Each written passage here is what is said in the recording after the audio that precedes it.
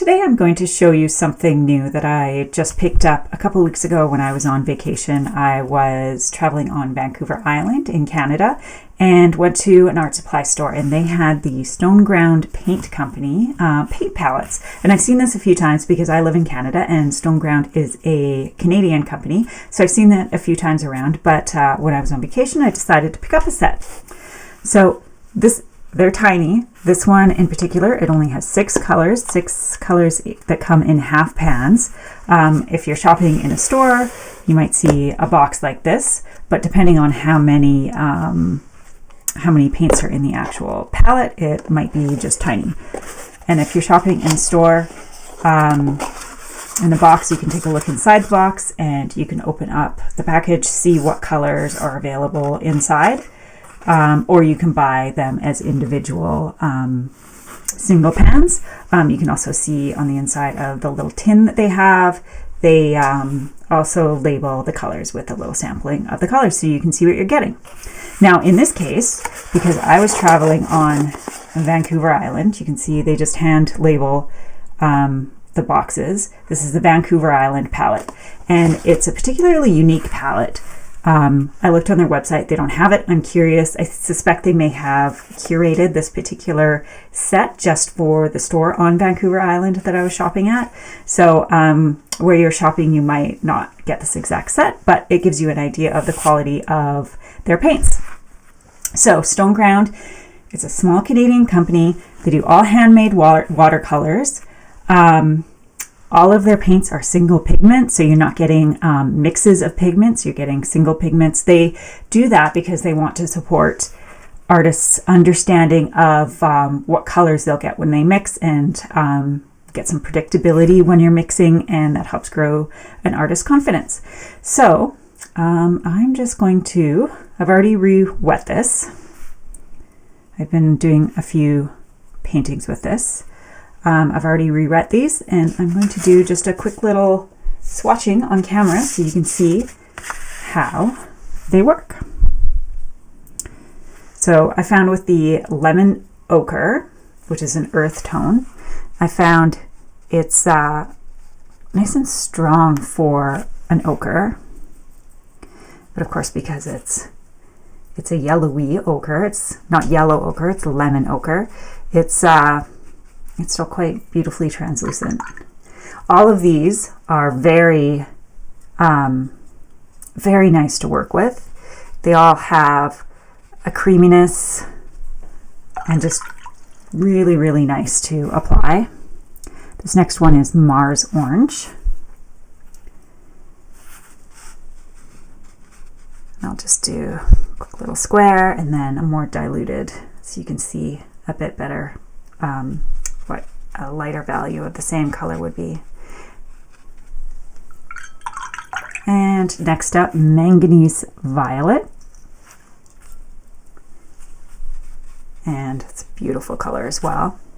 Nice thing about the violets is they work really nicely up against yellows, helping make the yellows pop, which interestingly, I was recently reading that a lot of the Impressionists would use purples and violets in their shadows because it's the opposite side of the color wheel as yellow, which is sunlight, and that really helps make them paint like the light and the dark and really have the color of the sunlight pop.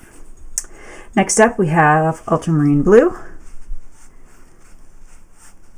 which is a very common color, and the intensity of this one is just beautiful. Let's do one more paler color. Now Mayan Indigo Blue. Now if you've ever visited Vancouver Island, you'll know that they get a lot of rain. Of course there's lots of, it's an island, so it's surrounded by ocean. They have this Mayan Indigo Blue, which is fantastic for painting rainy ocean scenes, but also for painting a lot of the greenery that is on the island, where you'll get like the mists of the rain with the different hills in the background. and the other islands, like the Gulf Islands you might be looking at. So this Mayan Indigo Blue really does a nice atmospheric green. And last but not least, we have Hooker's Green, which is another wonderful, maybe a bit more of a typical plant green. Nice earthy atmospheric color as well. And there you go. That's just a really quick swatch, just so you can see how it goes on. It goes on really nicely and beautifully, I think. One of the nicest sets of paints that I've worked with. They wouldn't be colors that I normally would have chosen. I only chose it because it just said Vancouver Island palette, and I thought, what the heck? I'm on Vancouver Island. Let's pick these up as a souvenir. Last night I did a little bit of work doing more of a full mixing swatch sheet. So here you can see I show just a range of the colors that you can mix using these 6 colors, which is a fairly wide range. There's just two versions of each.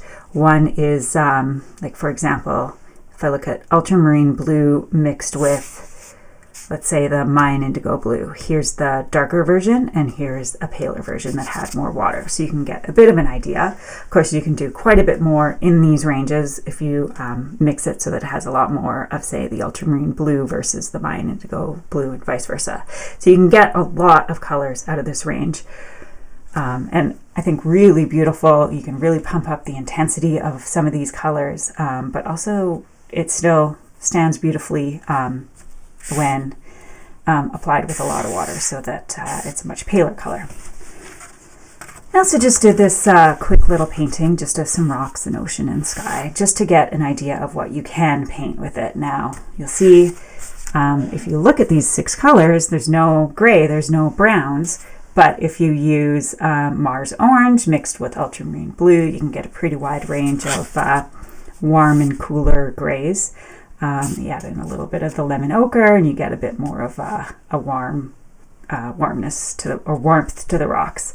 And then I just used straight ultramarine blue for the sky and straight Mayan Indigo Blue for the ocean. So you can do really, really wonderful work with this paint. It's beautiful to work with. I have to say I really, really like it. The downside to them is you don't get a whole lot for what you pay for. They are artist quality, they are handmade, they are really fine quality pigments, so that never comes cheap, but you're definitely paying a bit of a premium for the handmade. But I have to say, like, compared to some of the other brands that I've used, artist quality brands, these are really, really nice. I wouldn't necessarily go and buy all my paints in this brand, but I might consider occasionally adding to my collection. So if you're interested, I say definitely try it out. Just for interest's sake, they use honey as one of their main binders, and that helps with re-wetting, so that you're able to really nicely re-wet the dried watercolors.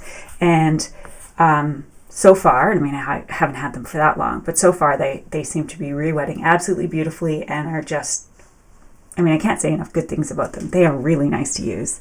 So yeah, definitely try some. You might be able to just go pick up 1, 2, or 3 colors just to test them out.